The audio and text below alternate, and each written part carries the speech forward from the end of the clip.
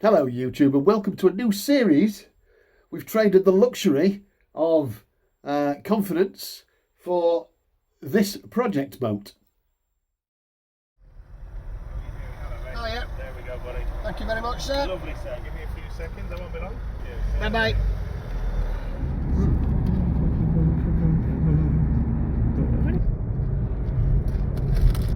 Hello. This is the Humber Bridge. We're crossing the mighty river Humber. Hull is that way, and over that way is a place called South Ferriby, and we're going to go and view a boat.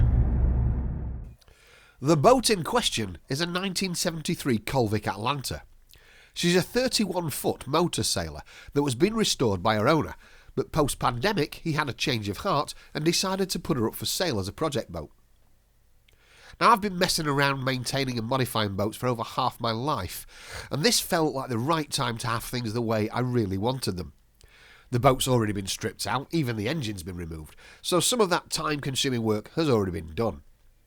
With a keen eye then, we carefully picked over the boat, deciding what was what, and if it was worth taking on. So here she is, a new project boat, a Colvic Atlanta 32, built in 1973. With a boat this old, there's plenty of history to look through.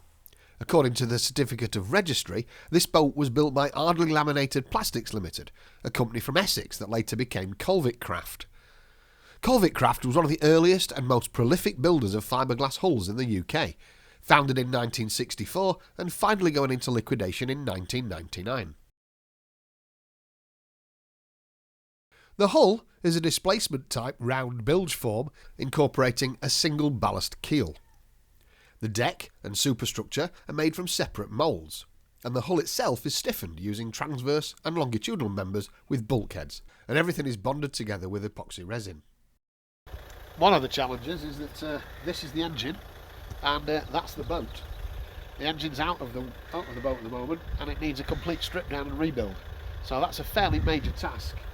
But thankfully, this old engine is something of a legend. The Daimler-Benz, later Mercedes, OM636 had a 42-year production run from 1945 right up until 1990. It's a 4-cylinder 1.7-litre inline indirect injection diesel engine that produces up to 42 horsepower, and it earned an enviable reputation for excellent fuel economy and durability, and is considered the forefather of later generations of Mercedes diesels.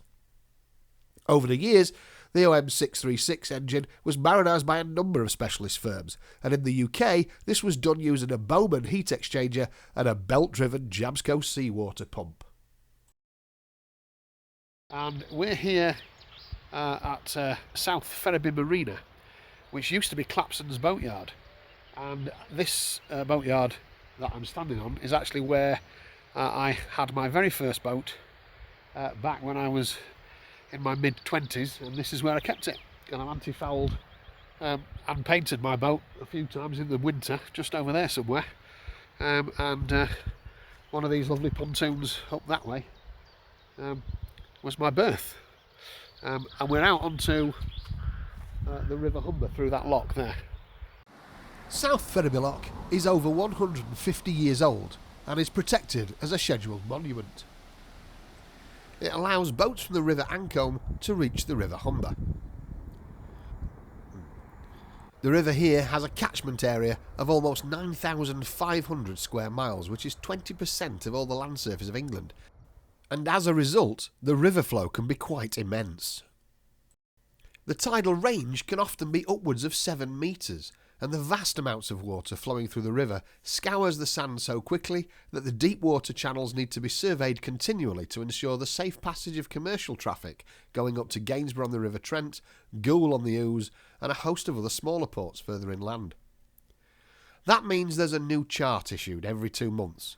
Thankfully, these are freely available on the Humber Port's website.